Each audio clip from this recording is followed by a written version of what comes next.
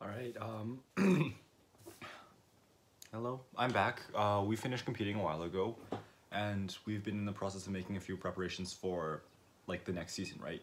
And these past few days, we've had to consider a few different things, um, and as I find time, like I'm in the middle of doing exams right now, so it's kind of difficult. But as we find time to sort of go through all of the process with you all, I'm going to share with you hopefully what we decided to do and why we decided to do it, much for the same reason that I originally shared the videos about our robots and our updates, is so that members on our team who aren't familiar with why we're doing something or who have a lot of questions might be a little bit confused and might not understand why we do some things. And that's okay, but I don't want to explain the same thing like 50, 60, 70 times.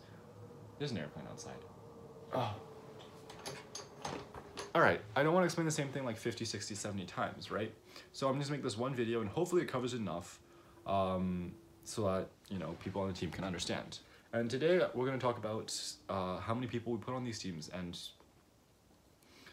how many people ideally that we as like sort of your parents and your mentors and your teachers want to put on the teams.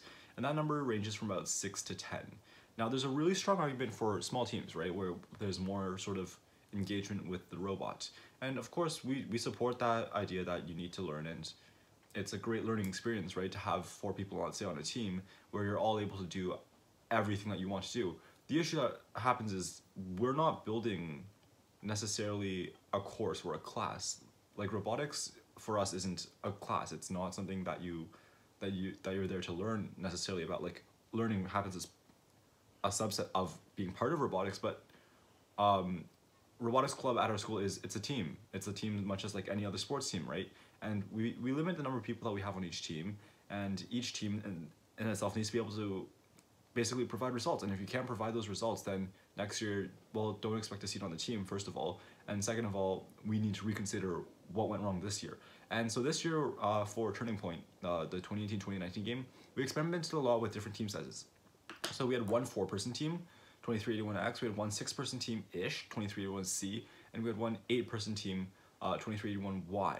Now what we realized was that each of the teams was able to split the workload really effectively amongst themselves after they'd gone through that original period of getting used to each other, figuring out who decided who needed to be where and who needed to do what. Because a lot of students come in with this mindset that, oh, I'm going to do this thing and I'm going to do this thing super well, but then they realize that maybe that's not what they need to do, and maybe that's something entirely different. So after they sort of reconsidered, and they settled into sort of their rhythm and their location within that team, then they start to work super effectively.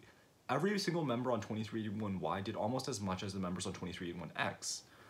Obviously, as a newer team, they had a lot more to learn, and they had like a lot more to do. They did like 3 iterations of a robot in like 2 weeks, whereas 2381X did 3 iterations over the entire year.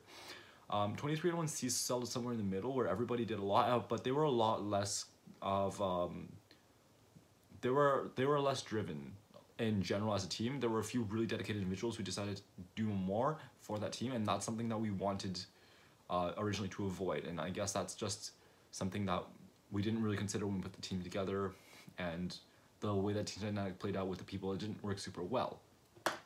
But we've realized that to build a competitive team, you need to have enough students, first of all, to fund the team. 2381X had ridiculous issues with funding the entire team. Even though 2381X, 2381C, 2381Y were entirely just sharing parts as like a giant parts pool where everybody bought in the same parts, and the parts sort of recycled around and around. So I ended up using older parts that another team used, another part ended up using our teams. When we separated the budgets for each team, it came that 2381X, if each student paid the same amount as 2381, like let's say C did, they would have come out $400 short per student, which in total averages about to around $2,000 short in total. 2381C would have come out with about $1,000 left in the bank, and that $1,000 could have been used for additional parts, for paying for tournaments, because tournaments are just separate costs, right?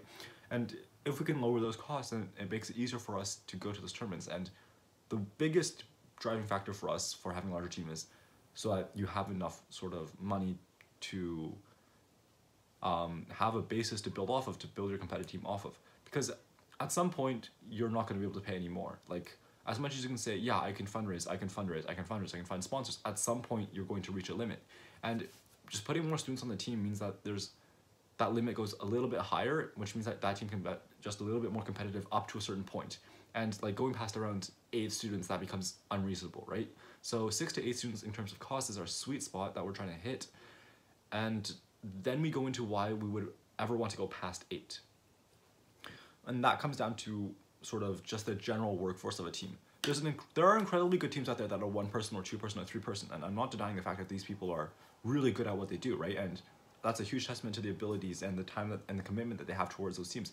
But as a school team, we don't necessarily have that amount of time or dedication, or even just general like stuff to work with.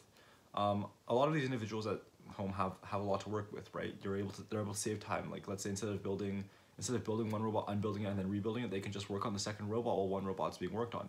We might not necessarily have the ability to do that, which means that we're going to end up having to like sort of split the tasks up a lot more, and everything we do have to do a lot faster, especially considering how little time we actually have in our like robotics room to work on everything.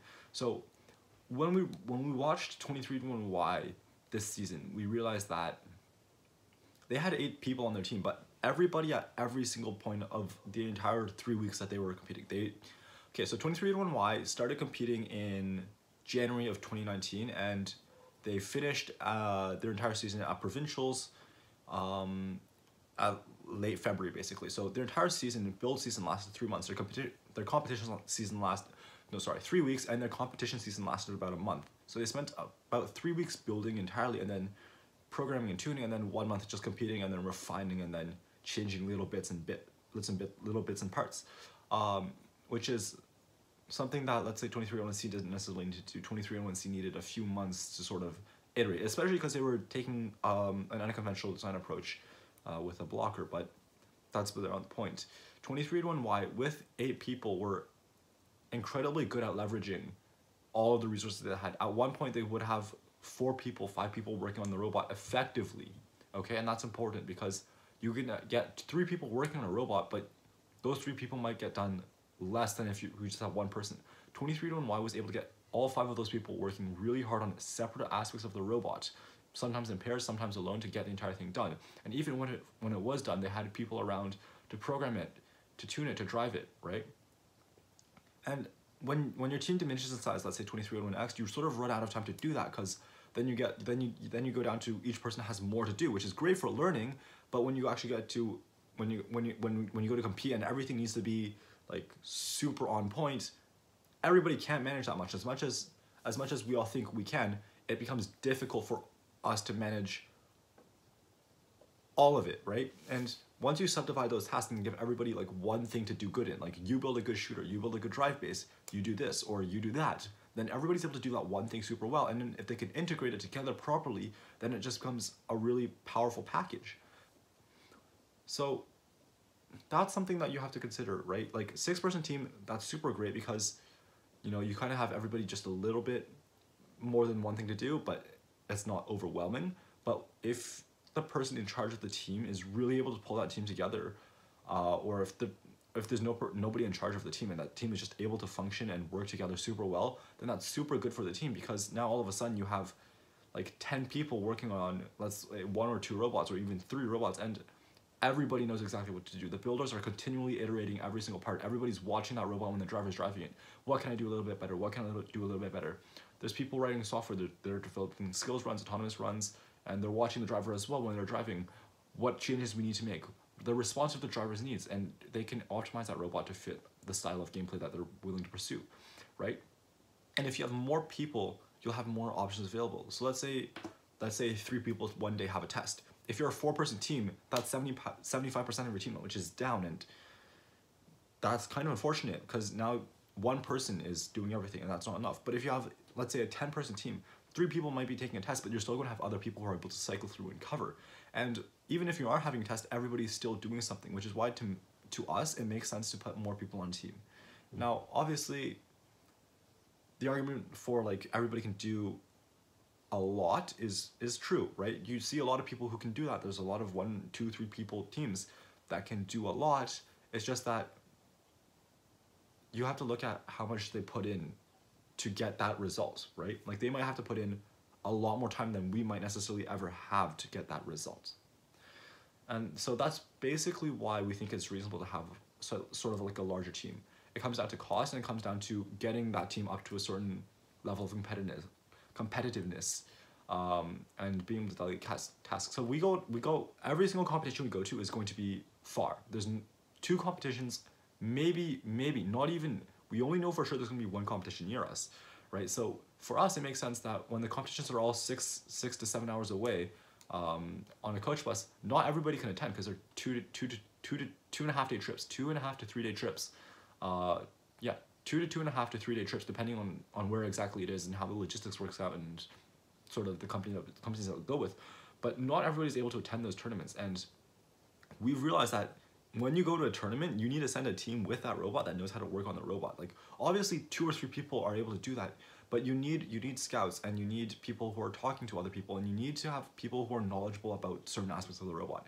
Asking a programmer to fix a hardware issue when the robot's so complicated, like as some of them might get, is not always the best idea, because then it might not be a good fix, and then you end up underperforming when the fix really was something a lot simpler. And just because a lot of the team isn't going to make every single tournament, having a larger team where everybody knows a little bit more about everybody else's task, or just in general you have more people to pull from, means that there's a larger team at each tournament, which means that each tournament is going to go slightly better. And then there's going to be a few tournaments where everybody's able to go, and then at those tournaments everybody's going to learn really well how to work together. And then when you get to sort of provincials and worlds, hopefully that team is basically set.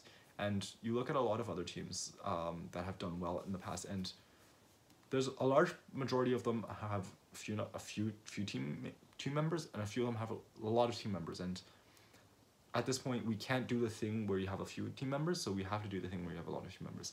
Hopefully that explains it. If it doesn't, well then you can disagree with me in the comments, and I will fight you. Not literally. That would break both of us, and I don't think that's a good idea. Anyways, 6 to 10 people makes sense. Next time, I'm probably just going to cover other parts of the team, or how we should manage funds, again, for whatever game Vex decides to release in about a month.